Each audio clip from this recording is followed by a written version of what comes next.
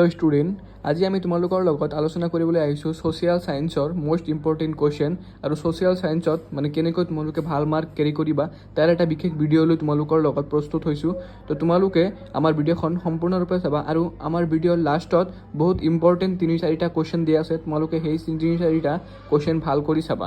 তো বলা আমি ভিডিঅ'টো আৰম্ভ কৰোঁ আৰু ভিডিঅ'টো সকলোৱে সম্পূৰ্ণকৈ চাবা যাতে তোমালোকে কোনো এটা কোৱেশ্চন মিছ নকৰা। দিয়া ধৰণে তোমালোকে চোৱা, তোমালোকৰ প্ৰথমখন কোৱেশ্চন আছে অসমৰ জনসংখ্যা বিতৰণৰ ভিন্নতাৰ কাৰণবোৰ উদাহৰণসমূহ চমুকৈ আলোচনা কৰা। তো এই কোৱেশ্চনটো তোমালোকে ভাল কৰি পঢ়িবা। তাৰপিছত তোমালোকৰ ছেকেণ্ড কোৱেশ্চনটো আছে ভাৰতৰ খিলাফত আন্দোলন কিয় আৰম্ভ হৈছিল। তৃতীয় নম্বৰত আছে ভাৰতীয় চিত্ৰকলাত কি কি ভাগত ভগাব পাৰি। 4 নম্বৰত আছে ব্ৰিটিছৰ দিনত অসমৰ কৃষকৰ দুৰৱস্থাৰ 2টা কাৰণ লিখা। এইটো কিন্তু বহুত ইম্পৰ্টেণ্ট হয়। তাৰপিছত 5 নম্বৰত আছে তোমালোকৰ সম্পদ বুলিলে কি বুজা। নৱীকৰণযোগ্য সম্পদ আৰু অনৱীকৰণ সম্পদৰ পাৰ্থক্য লিখা।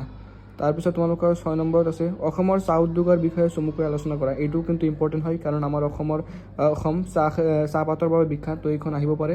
তাৰপিছত তোমালোকৰ 7 নম্বৰত আছে অসমৰ পৰ্যটন উদ্যোগৰ সম্ভাৱনাসমূহৰ বিষয়ে চমুকৈ লিখা। পৰ্যটন উদ্যোগৰ এইটো অলপ কম ইম্পৰ্টেণ্ট বুলি তোমালোকে এৰি নিদিবা, এইটো বহুত ইম্পৰ্টেণ্ট হয়।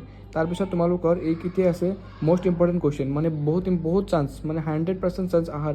তো তোমালোকৰ ফাৰ্ষ্ট কুৱেশ্যনটো আছে অসমৰ মানচিত্ৰ, মানে অসমৰ মানচিত্ৰত কি কি আছে, কেনেকৈ তোমালোকে ড্ৰ কৰিবা, কেনেকৈ তোমালোকে মানচিত্ৰৰ জিলা ডিষ্ট্ৰিক্টবোৰ কেনেকৈ তোমালোকে হেৰি কৰিবা, পিন কৰিবা। তো তোমালোকে এইটো বহুত ভালদৰে চাবা আৰু কিছুমান ডিষ্ট্ৰিক্টৰ বিষয়ে কিছুমান ইম্পৰ্টেণ্ট তোমালোকে মুঠতে কিতাপ পঢ়িলে ভাল কৰি বুজি যাবা, মানে অসমৰ মানচিত্ৰখন তোমালোকে ভালদৰে চাবা।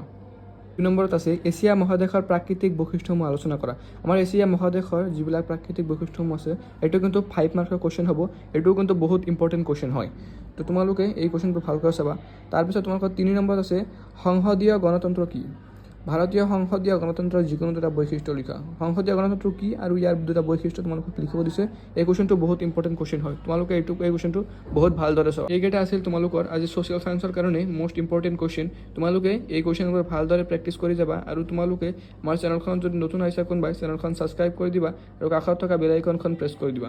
আজিৰ ভিডিঅ' আমি ইয়াতে সামৰণি মাৰিছোঁ।